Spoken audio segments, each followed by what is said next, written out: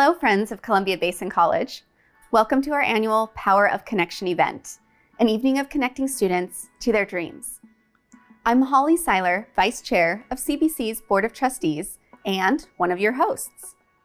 I'm coming to you from CBC's Dental Hygiene Clinic in the Medical Science Center on the Richland campus.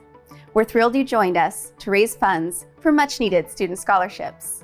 Ladies and gentlemen, please welcome to the screen my co-host, Rob Roxburgh, with Central Plateau Cleanup Company. Hello, Rob. Hi, Holly. And hello to our incredible friends of CBC joining us here tonight. I'm excited to join you from the Thornton Courtyard here on CBC's Pasco campus for what I know will be a very memorable evening to raise money for CBC student scholarships. We are truly grateful for everyone joining us and our sponsors and auction item donors. Your support means we can award more student scholarships this fall. And a very special thank you to our amazing presenting sponsor, Central Plateau Cleanup Company. I think you know them well, Rob. I sure do, and I'm quite fortunate to work alongside these talented professionals. But what you may not know is that we have a strong connection with Columbia Basin College in a number of ways. Take a look. Hello, Holly and Rob. Hi, I'm Scott Sachs, president of the Central Plateau Cleanup Company. Columbia Basin College has played a huge role in our community, providing academic excellence in the Tri-Cities and surrounding areas since 1955. At the Central Plateau Cleanup Company, or CPC Co., our employees donate countless hours and dollars towards their favorite causes, which include educational programs throughout our community. As you can tell, I'm a huge fan of CBC, and in fact, I've been on the Columbia Basin College Foundation board for over 15 years. Here are some of my CPC Co teammates and their stories about Columbia Basin College. I support CBC and have had continuously at least one kid enrolled at CBC for the past 17 years. And today, my youngest is in her second year and my oldest is now a professor there. As a building trades worker on the CBC Foundation Board and Board of Directors, I support the relationship between CBC and the building trades so we can build our future workforce.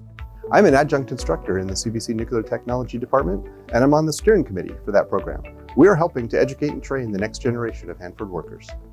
I support CBC for my daughter's future as she pursues a degree in the highly touted nuclear technology program. I received my AA degree from CBC. Now I'm reviewing scholarships. I supported the Columbia Basin College as an adjunct instructor in the nuclear technology program for 5 years. This is a great program, and I've had the honor since then to see some of the students that I work with at CBC now working on the Hanford site and supporting the vital cleanup mission. I support CBC because it's an incredible resource for our community, providing outstanding and diverse academic options for students. CPC Co. and our workers proudly support CBC and their mission to inspire, educate, and support all students. Every contribution, large or small, makes a difference in the life of a CBC student. CPC Co. is honored to be the presenting sponsor of the CBC Power of Connection Gala. Thanks again to the entire Central Plateau Cleanup Company team. We appreciate everything you and the team do to support the college and our students' success. We have a great program ahead, and later tonight, we'll be joined by CBC President Rebecca Woods with a big announcement. Stay tuned. There are several ways you can make a difference tonight. Just grab your phone, tablet, or computer keyboard and visit columbiabasin.edu/support. Then donate any amount or choose one of our preset Raise a Paddle giving levels. You can also bid on our incredible auction items. The auction items close at 11:30 tonight. And they all have a buy it now option, so don't wait.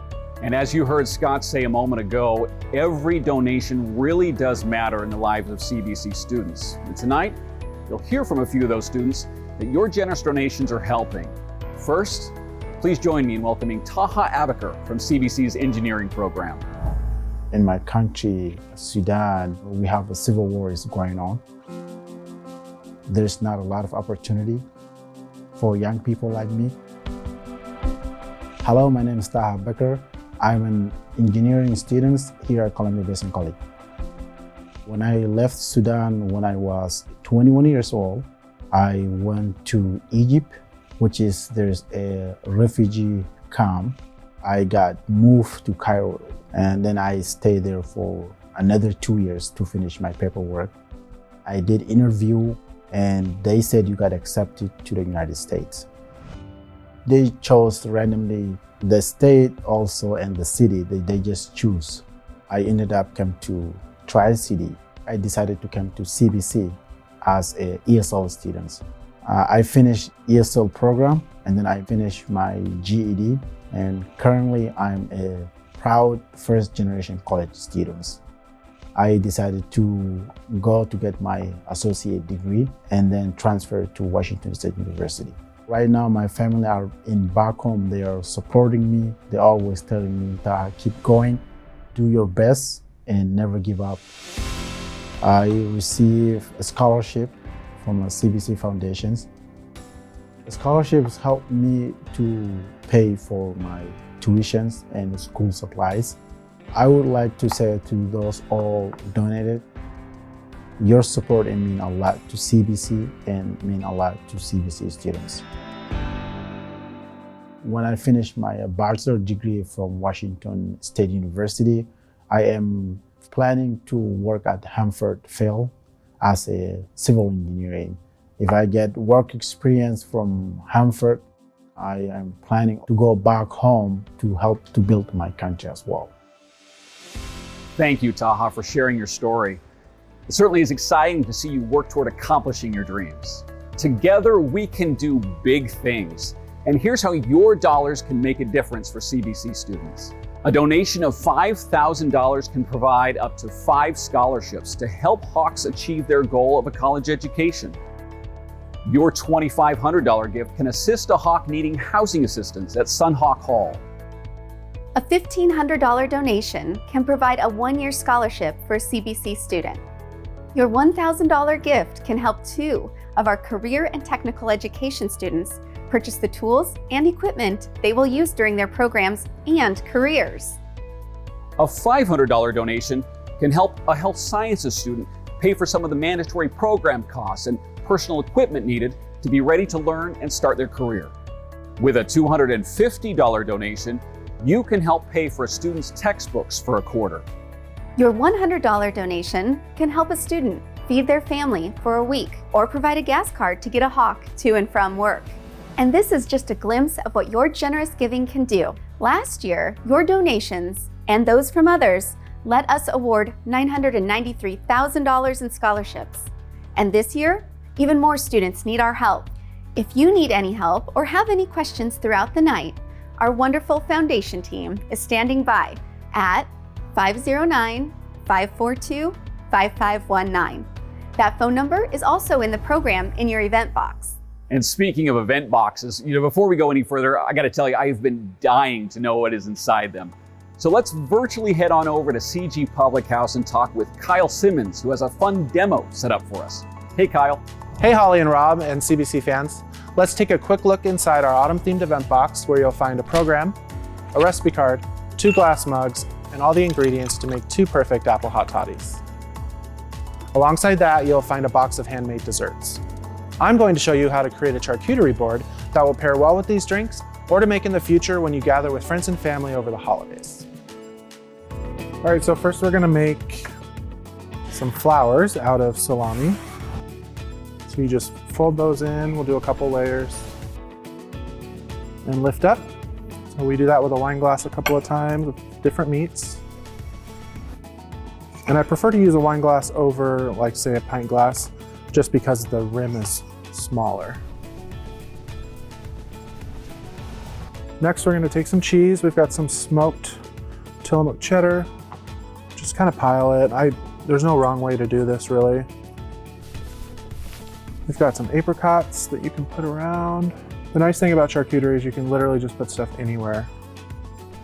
And then on top of the brie, we're gonna put some mango chutney. You can really use any type of jam or chutney that you want. So I got some hummus here.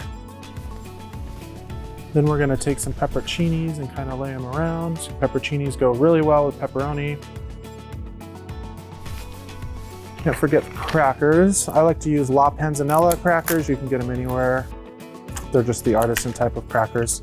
And then lastly, we're gonna do some some mixed nuts, some basil, and that's how you make a charcuterie board. Thank you, Kyle and CG Public House, for your support of CBC over the years and for putting together these great event boxes. Okay, everyone, grab your drinks and enjoy this number by CBC's Jazz Ensemble.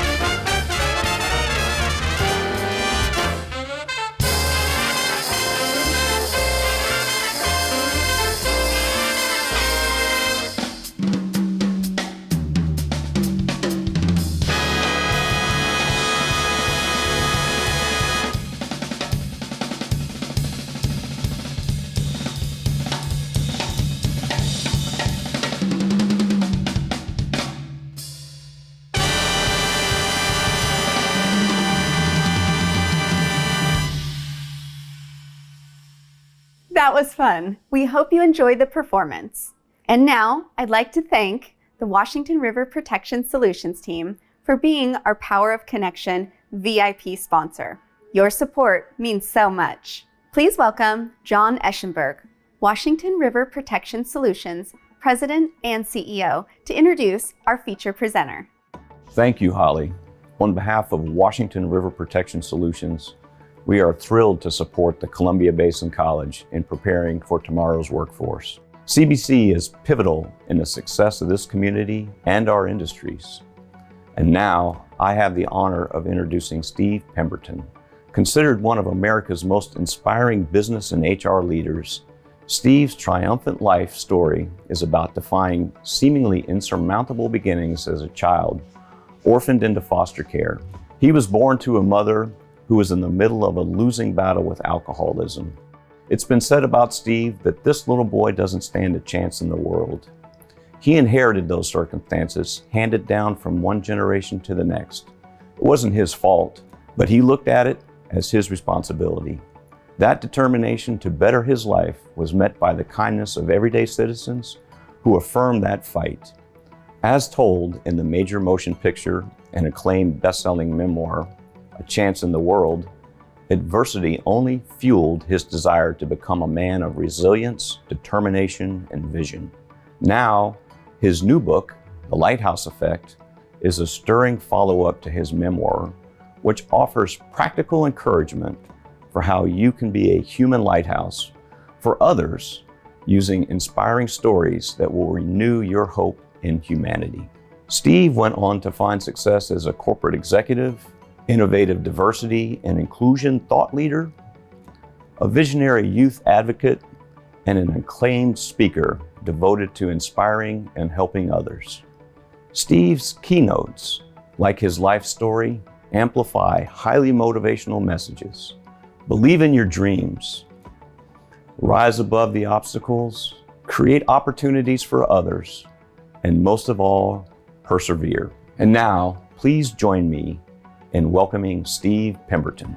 Thank you so much for the opportunity to talk to you a bit about the power of human lighthouses. You know, maybe the best place to begin is just kind of with my daily life. I'm like everybody else. I'm busy, overscheduled, probably raising a family, doing everything that we all do.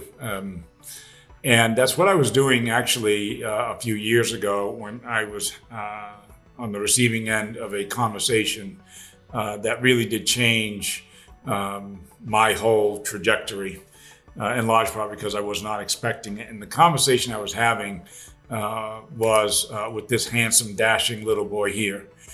This is our oldest son, Quinn, on his very first day of school. You can see him smiling, a big, bright smile. He's very happy, looking forward to his first day. Well, at this age, Quinn and I always had a morning ritual. It was that he loved to read. In fact, his favorite book was The Lion and the Mouse. And it didn't matter how many times Quinn and I read this book, he always had questions about it. He was so fascinated by the idea that something that was so small, that was the mouse, could save something that was so big, that was the lion. And he also really, really liked the idea that his father could imitate the voice of a lion if a lion could ever speak. Well, reading the story over and over again always ignited these questions. And I was as fascinated by his questions as I was by his reaction to the story. And then one morning he wheels around on my lap and he asked me a question that is not about his favorite story, but it's about my story. And he asked, "So Daddy, when you were a little boy, did you have a daddy?" And I said, "No." And I can still remember the look of confusion in his young eyes. What is this world you're describing, Dad, where you don't have somebody like you? And I did not realize in my naivete as a young dad that, you know, when you ask a child a question, they don't understand the answer to that question. That's not the end of the conversation. So one question led to another question, led to another question, and I actually wound up writing a book about it. And I called it A Chance in the World. And the title is in many ways the story itself. It's a reflection of my early years where a babysitter said of me, "This little boy can't overcome what he's been born into. He doesn't have a chance in the world."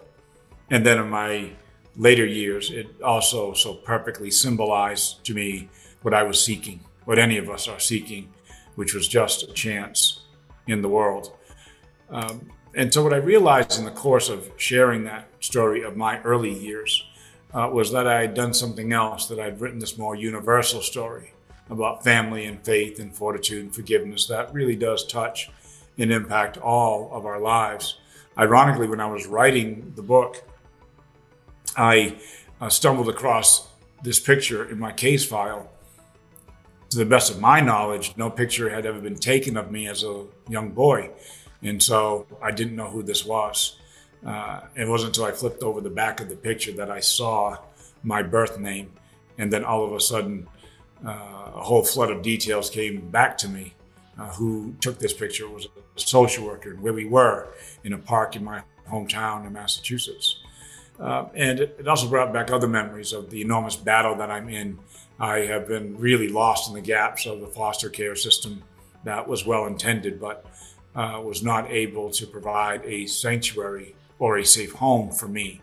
And so I'm fighting these dual battles. On the one hand, I'm trying to figure out my identity. Where is my mother and father? Or better yet, who is my mother and father? Where have I come from? When are they coming to get me? And I'm also trying to fend off these very, very abusive homes. What I would come to learn is that I was simply the next generation to have endured that struggle. I had been orphaned, so had my father, so had my grandfather. My mother passed away at 40. My grandmother passed away at 40. I was just the next in line to inherit this seemingly very, very difficult story. And yet it changed, and not just for me, but for God willing, future generations too. And so why is that? Well, it's because of these human lighthouses that came into my life at just the right time. As a young boy, as a younger man, things that I learned from them, they taught me something. I think they can teach us all something. And it most embodies and reflects the work that you undertake as a community. You know, at the center of that prediction was this inability to realize how powerful and impactful education was going to be to me, that it quite literally lifted me out of a circumstance. And why was that? Well, that was because of my favorite thing that I loved to do as a young boy, and that was read. I was then, and am still today, a voracious reader. Books were very hard for me to come by because of the very turbulent, difficult foster homes that I was in. And yet I found sanctuary in books where nobody judged me. They didn't care what I was. They didn't ask any probing questions about my situations or circumstances like so many others did. And so I just got lost in books. And as a result, it really did make me a successful student. And that was born this idea that somehow I could find my way to college one day. My favorite genre was mysteries. I just love mysteries. And the reason I love mysteries was because I was trying to solve the mystery of my own identity. Where have I come from? Who do I look like? My love of reading was actually borne aloft by this very kind and gracious woman who saw me reading one day on a rock wall across the street from a foster home, which was more like a prison in all honesty. But she, over the course of 11 years, brought me books, and I dove into those books. They really did become my sanctuary. She was, in many ways, the embodiment of a lighthouse. This is the neighborhood where I grew up, and there's nothing about it that is atypical, uncommon. Nothing about it would suggest that where I was living, or better yet, how I was living in this foster home, what a very difficult experience this was, that I was sworn to secrecy, that I could tell no one what was happening in that home. And to share any of those details was going to be a very dangerous proposition for me, and I knew it. But again, a lighthouse appeared for me in my elementary school, which was so very, very important to me. I love my elementary school. This is my elementary school today, and that's pretty much how I look back then. It really hasn't changed, that much. This picture came to me fairly recently, just a few years ago. One of my classmates saw this book and decided to, when he read the book, he saw and remembered that he and I were classmates. And so he sends me this picture. And again, as soon as I saw it, I remembered everything about it. We were celebrating the centennial. In fact, if you look really, really close, you'll see on the poster board behind the class by the dawn's early light. And our assignment was that we had to come to school dressed for the centennial. And in fact, everybody is, except me. And the reason I'm not dressed is because I'm in a very difficult foster home where, you know, the idea of being dressed for a centennial or anything like that is just a foregone conclusion, not something I would ever ask for. And so my classmates were ridiculing me, which is why my arms were folded. But, you know, again, a lighthouse appears because that love of reading and the love of learning also made me a really, really good speller.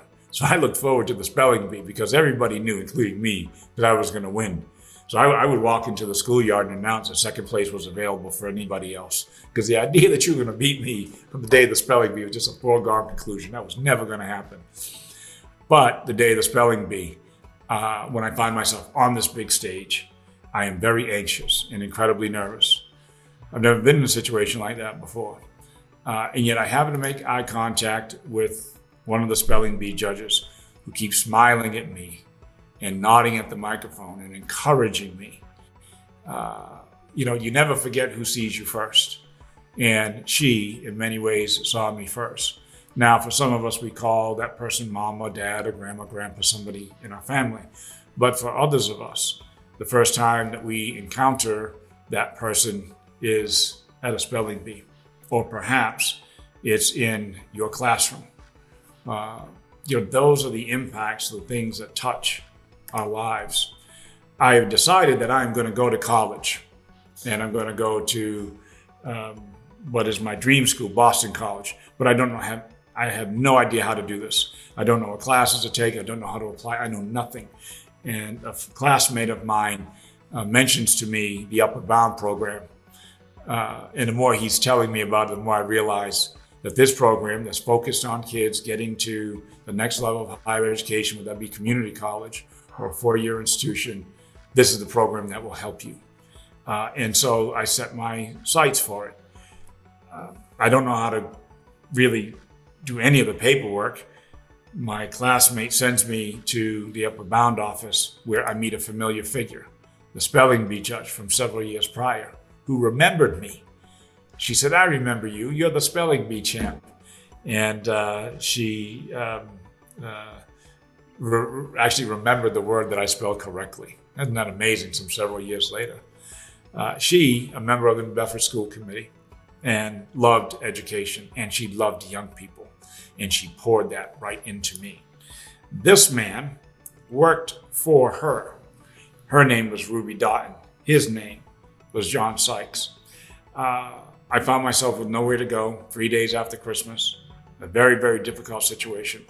And the only person that I can think of who might want to take me in for a week was him, because I told my social worker, I think he likes me. And the social worker calls him intending to leave a message because it was the middle of the holidays. And in the season of miracles, I was granted the miracle of going to live with John for the week. Well, that week became a month and ultimately became my last year of high school because they could never find me more permanent placement. And so John was the one who encouraged me to continue to pursue this dream of college. And none more than when I presented to him the dilemma of how I was going to afford college. And he said, well, you have to apply for scholarships. And I didn't know what that was until he explained that it was free money. Oh, I know what that is. He sends me on this mission and he says, bring back a book of scholarships. We'll apply for the ones that you think fit. I wound up writing about one thing in particular that he had me do, which was apply for Daughters of the American Revolution, even though it was very clear that they were going to reject me. And in fact, they did reject me.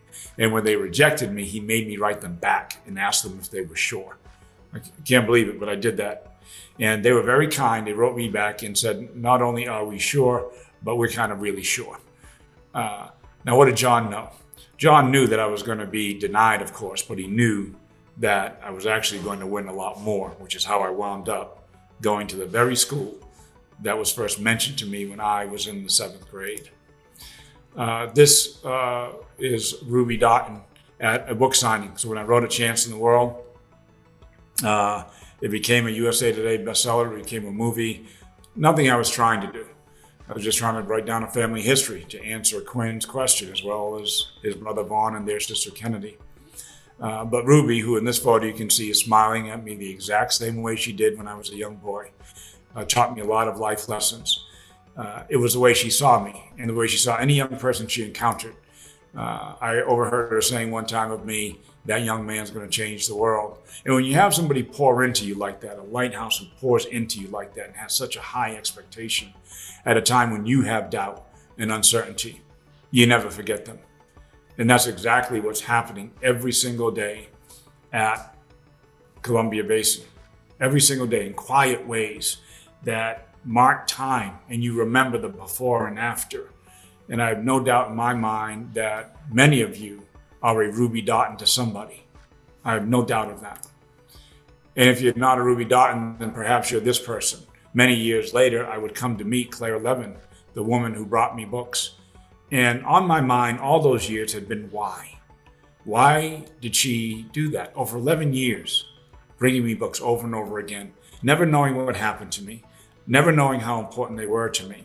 And when I finally sat down with her and I asked her why she had done that, she says it was something that her mother told her to always do, to give from where you are with whatever you have. All I had to give you, she said, were books that my 3 boys no longer read, having no idea of the impact they would have upon me. And this is John Sykes, who at the movie premiere, somebody asked him, why did you put your life on hold to take him in? John was a bachelor and enjoying a bachelor's life until he gets this call 3 days after Christmas that he is not expecting. And he paused for a moment and then he said, well, all of us over the course of our lifetime have this opportunity. And it's simply an opportunity to say yes. That's all I was doing. I was just saying yes. Isn't that something that we can all do in some way, shape, or form? And so because John, said yes, I also have this responsibility to say yes in small ways. That's probably what I was thinking when this young man, Julian Gonzalez, wrote to me. His babysitter had recommended my book to him to read. And so he did. He did a book report. He got a wonderful grade, apparently. And then he decides to write to me. Now, I know you think you're pretty cool, but you're not really cool until a 5th grader writes you to tell you that you are their favorite author. And so when he tells me I'm his favorite author, my first reaction is I have to go see him. I want to surprise him. Had my favorite author, who was Richard Adams, when I was in the 5th grade, showed up at my elementary school to surprise me, well, I would have lost all semblance of cool. And so I call his teacher and I say, I want to go visit Julian. And as educators, I want to do, if you give them an inch, they'll take a mile, because that's how much they love education and that's how much they love young people. So she says, not only would we welcome you coming to talk to the class, but we really would like you to talk to the entire school since you're going to be here. And I said, well, I'd welcome the chance to do that. And she says, so me and a couple of my colleagues have it all figured out. We just have to go get permission from the principal. The teacher and the principal meet, and the principal says, no, I don't know this man. I've never heard of him. It's late in the academic year, and I just don't think the time is right. The teacher, naturally disappointed by that, but doesn't give up. And says, well, I'm going to bring you the book he wrote, and maybe if you read that, you might feel differently. She walks into her office the next day, hands her a chance in the world, and then walks out. And as she's walking out, she hears the principal say, well, oh my goodness. And then she turns around and the principal asks, well, how soon can he come here? And the teacher's really surprised by that and says, well, you just said that's not the right time. And finally says, well, don't you want to learn a little bit more about him? To which the principal replies, well, I'm sure I'm going to learn some things about him, but a lot of this I already know because I was that man's 2nd grade teacher 40 years ago. When Julian was writing to me, he did not know, nor did I know in responding to him, that his principal was once my 2nd grade teacher. And so I did go see young Julian. There he is. Julian is now in high school, actually. His teacher, Mrs. Casey, and my second grade teacher, Mrs. Bowman. Julian will go on to do a lot of wonderful things in his life, but he's never going to forget the day that with the power of a letter, he brought this supposedly famous author to his school to visit him. And that is really the lighthouse effect. There's a lot of lighthouses in a moment like that and in a meeting like this, but none greater than that young boy in the middle who quite literally brought a cycle full circle. It's something that we can all do, whether it's a box of books or a kind smile or answering a letter, because you never really do know the full effect and impact that that lighthouse effect can have. For me, I've felt so strongly about it that I've written a book about it, actually. And what I've done is taking these 10 stories of people that I've met along my own life journey at different times in my life. And in each instance, I learned something from them. They made me pause. They made me reflect. They all overcame a great challenge or great difficulty that could have broken their spirit, but it had the exact opposite effect. It only elevated them. I met them in the everyday walks of life, on a golf course, in a classroom, on a train, at a conference. And yet in each instance, there were these common threads. They're of different races and faith expressions. Though I did not ask them, I suspect that they have different stances on social issues and voted differently. But what they all have in common is the effect of the lighthouse. And what is the lighthouse? What does a human lighthouse do? Well, they do all these things. They turn our doubts into destinations. They help us see not circumstances, but possibilities. They have this courage to encourage. The lighthouse itself, the physical structure, is battle scarred because wherever it resides is always difficulty. And yet it still stands there, noble and resilient. And it does so because it has this uncompromising belief. My lighthouses, and Claire Levin, who brought me books, and Ruby Doughton, the director of the Upper Bound program, and John Sykes, had this uncompromising belief about me, despite what the world had already told them about what my possibilities were not going to be. And yet they had this belief in me. The lighthouse is also incredibly selfless. It is probably the most selfless structure that humankind has ever created because it seeks no reward. Never has a lighthouse ever been paid for what it does. And human lighthouses are just like that. And how do we know? Well, think about the lighthouses in your life. And I'm not referring to the people in your family. I'm referring to that elementary school teacher, maybe the bus driver, maybe somebody who checks you in at the doctor's office, maybe a coach, maybe a professor, somebody who you look back down the journey that has been your life and you say, without them, well, I would have wound up in some kind of alternative history. So there's a strength and honor. As soon as you see a lighthouse, including the many off the coast of Washington, you just can't help by seeing what they symbolize because there is a strength, there is an honor that they have. They too, like Claire Levin, they give from where they are with whatever they have.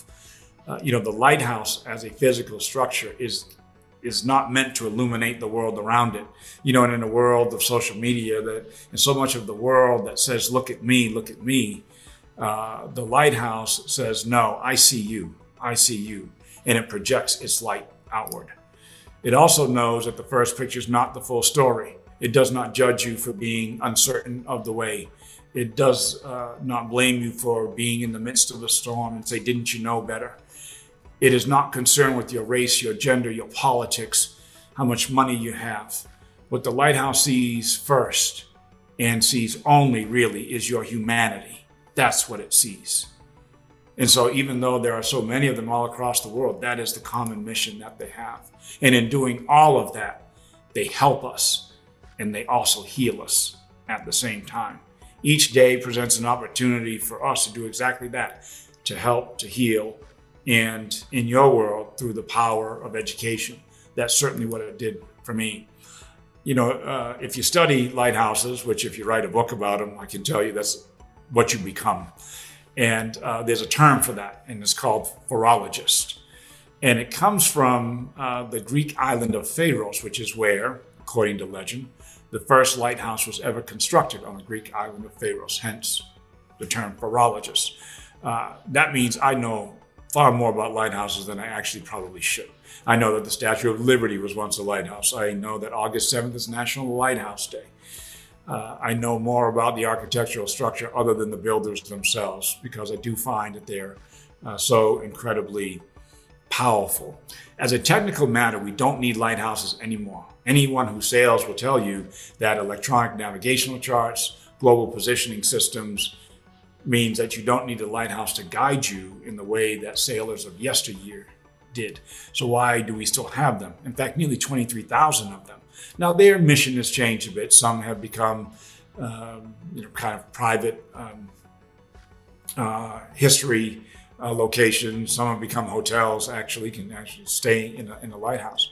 But I think the reason they're with us is because the best elements of the lighthouse are also the best elements of humanity: to be selfless, to be noble and resilient, to not judge, and to fulfill the mission of the lighthouse, which is always to guide and protect.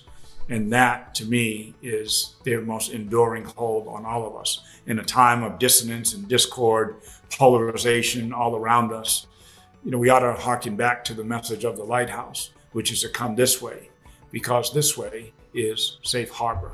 It certainly was for me, which is my last message for you.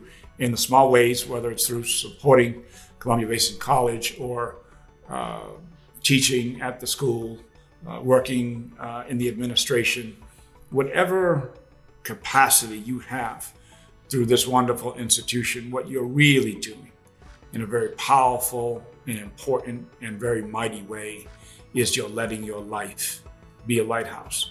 And as for me, well, maybe I'm just an example of what happens when you do that.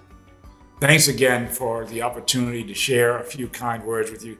And thanks for all the wonderful things that you will continue to do to help others be their lighthouse. Thank you. Talk to you real soon. Wow, what an extraordinary story. Thank you, Steve.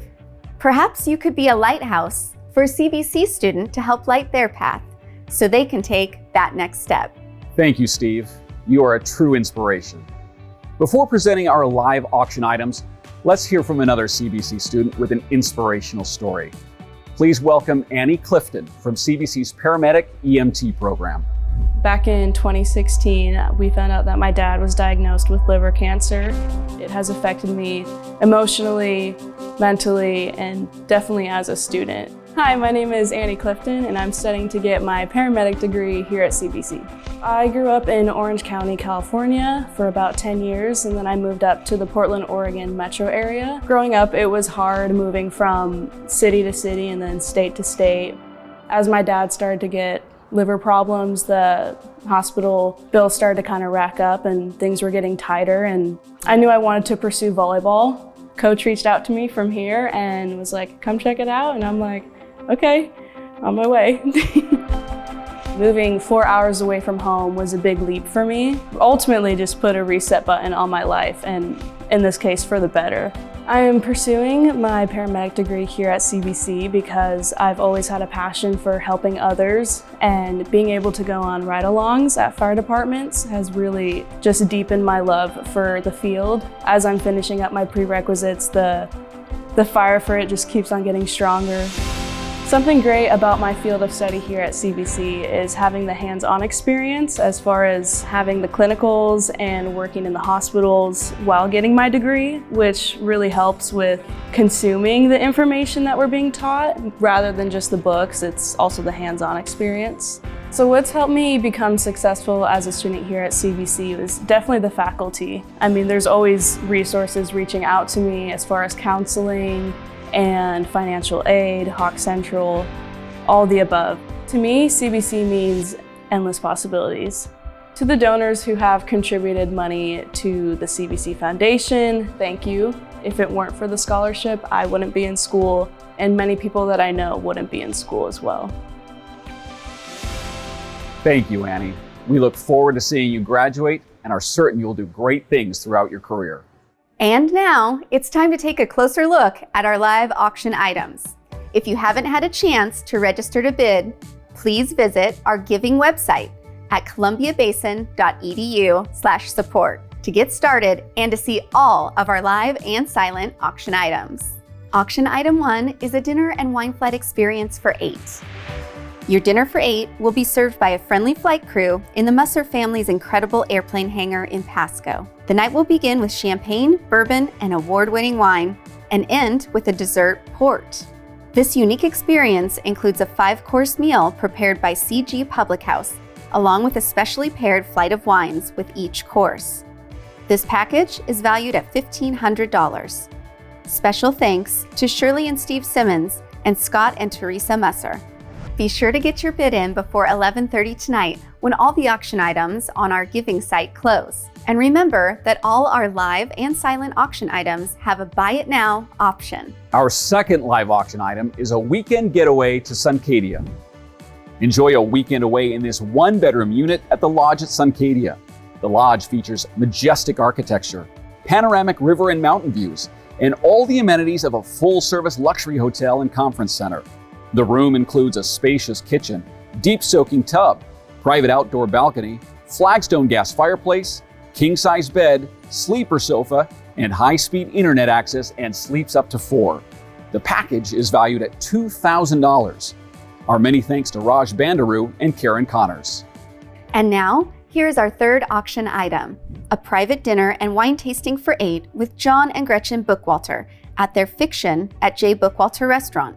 This exclusive experience includes a champagne starter, followed by culinary delights perfectly paired with current wine releases. The evening ends with a nightcap at Fable Craft Bar. This package is valued at $1,600. A special thanks to John and Gretchen Bookwalter. Our fourth live auction item is a Seahawks VIP experience for 2. This package includes 2 tickets to the Seattle Seahawks Arizona Cardinals football game on November 21st with kickoff at 1:25 p.m. Along with these amazing seats, you'll travel to the game on a private round-trip flight between Pasco to Seattle on game day. Plus, you'll be cheering in style with Seahawks face coverings and a little extra cash to purchase football apparel. This package is valued at $2,250. Thank you to the McMurdo family.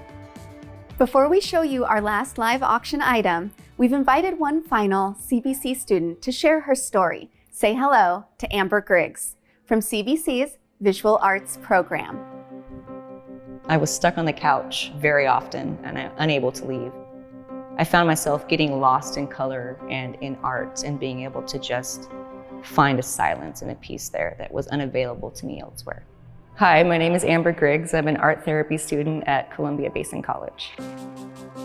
My path to CBC started when I was diagnosed with breast cancer at 34, and I ended up using art as a way to meditate and cope through that.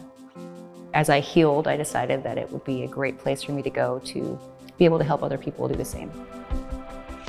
I decided to attend CBC during the pandemic in 2020.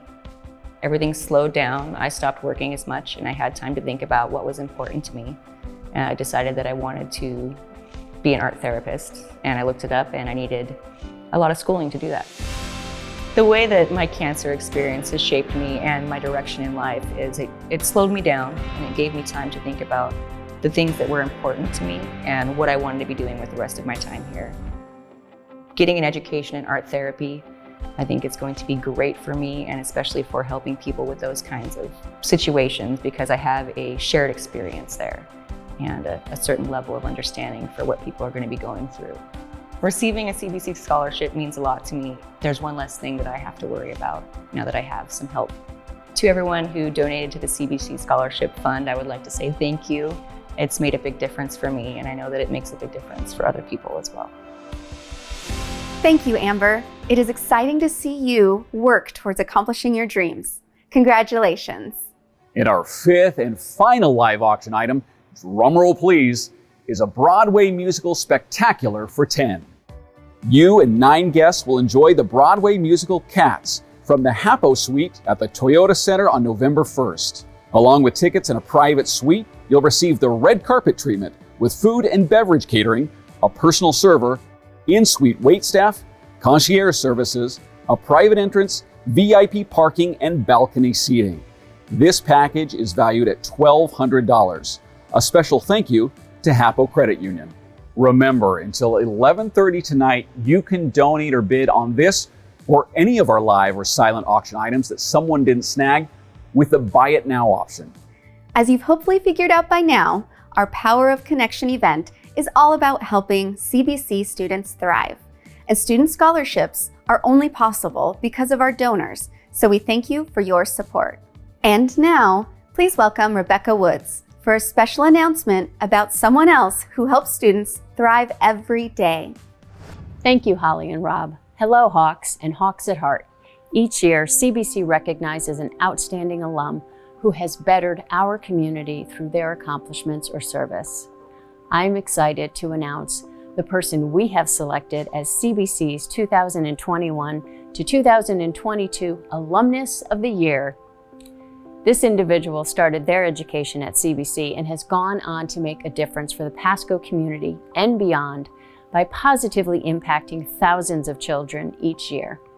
Her commitment to improving educational opportunities in the area and making the community a better place to live made her a natural choice to be honored. I am pleased to announce that the 2021 to 2022 Alumnus of the Year is Michelle Whitney. I am personally so grateful to have Michelle as such a committed partner who is willing to work together to do whatever is best for our students and community. She never hesitates to say, "Yes, let's make that happen." And I'll never tire of seeing her beautiful tears, which are such an authentic depiction of her passion for her kids. In Michelle's own words, if not for her experience at CBC, she would have never ended up as a teacher or as the superintendent of the Pasco School District. Sometimes it takes one champion, or as we heard Steve call them earlier, lighthouses, to change the trajectory of a student's path. I know Michelle is and will continue to be that beacon for many students throughout her career. Congratulations, Michelle. Being named CBC's Alumni of the Year is really truly a gift. As an organizational leader, I tell other leaders that really leadership is about having sunshine on other people's face, not on your own face. So I do have to say in some ways it's a little bit uncomfortable to receive such a prestigious award, but on the other hand, it does give me an opportunity to tell my story to students who are right here in my own district. CBC for me is the difference between having a college education and not having a college education. And I struggled when I got to CBC really knowing what it is that I wanted to do. And I actually showed up in the student services area in tears, and not kind of the on TV pretty crying, but like the ugly, like I need help intervention crying. But Donna Braun came out and got me. We went back into her office and had this amazing discussion where she helped get me connected with some classes that helped create a trajectory for me. But even more than that, she looked at me and said, you know, Michelle, you will be successful at whatever it is that you choose to do. And I believed her, and it changed the trajectory of my life. So when I say it's the difference between me having a college and education and not having one, it's real. None of us are where we are today without the help and support of people around us. So I think about the 18,000 students that are in my district and know that each individual one of those students needs someone who is in their corner, who's cheering for them. Each of our students has a dream. Sometimes they just need a little bit of help in uncovering what that dream is.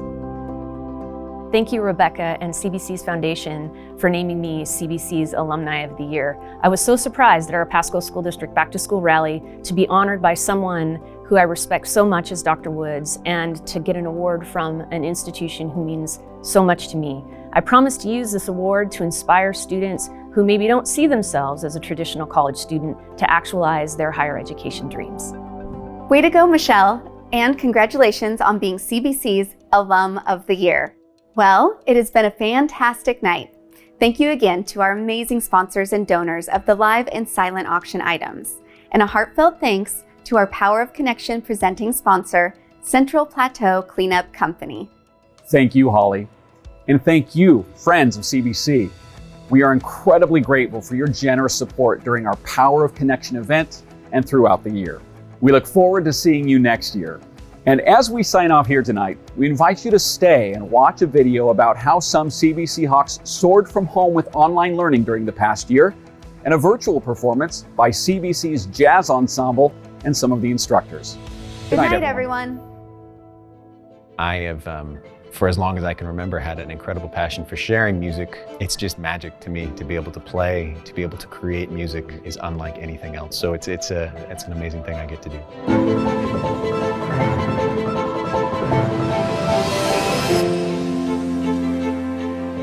Hello, my name is Colin Wilson, and I'm Associate Professor of Music, and I teach jazz and music courses at Columbia Basin College. The biggest differences between teaching in person and virtually in our music program is, of course, we're not able to get together and play music. That's one of the hardest things that we have to work on to recreate in our virtual environment. So that's been a challenge, to find a way to connect and still create and produce music and projects together without being able to be in the same room. In order to create that engaging experience, we've had to think a little bit outside the box. And one of our big projects is using a local recording studio, Rainmaker Studios, to do a remote recording project at the studio. So each student could come in and record individually, hearing the other students play back on a recording to them. And we're still able to create the same type of project we would have had together. So in the studio, they only come in one at a time to record. So they'll come in individually. They'll be with the one audio and the one video engineer, although the audio engineers in the booth, the video engineers with them.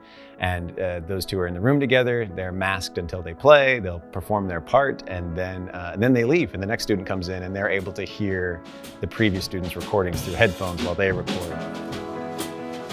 I think the students are very excited to get any chance to play, to have that interaction, even though it's not nearly the same as playing all together. They've been very positive about getting to work on a project, to produce a piece of music, a piece of art, something.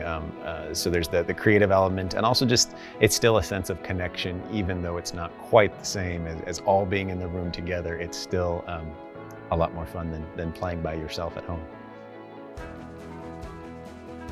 And another way that I'm sort of having to think outside of the box in our virtual world is to create my own home studio that's able to have all the abilities I need to teach my other Zoom courses outside of just the ensembles.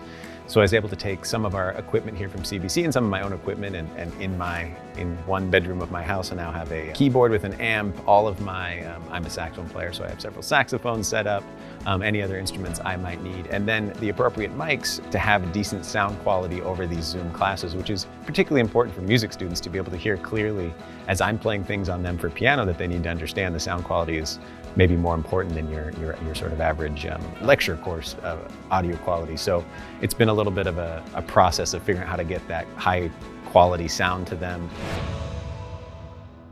One of the things I've actually enjoyed as a replacement for my history of jazz courses, the culminating project is usually a review of a live performance, which is not available. What we have are some really great artists have released videos to the public during this time, and we're using videos from Jazz at Lincoln Center, which was one of the great jazz organizations in the world, and our students are now able to review those concerts, pre-recorded YouTube videos of these concerts, and really give some great reviews of some of the best musicians in the world, which is a fun replacement because we're not able to have live music. So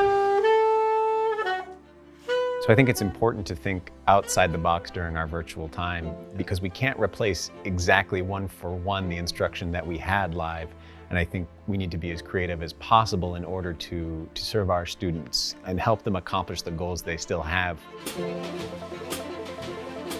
I think the most important thing for students right now is to remember to communicate with the faculty members and other college staff that can help them decide what the best thing is for them.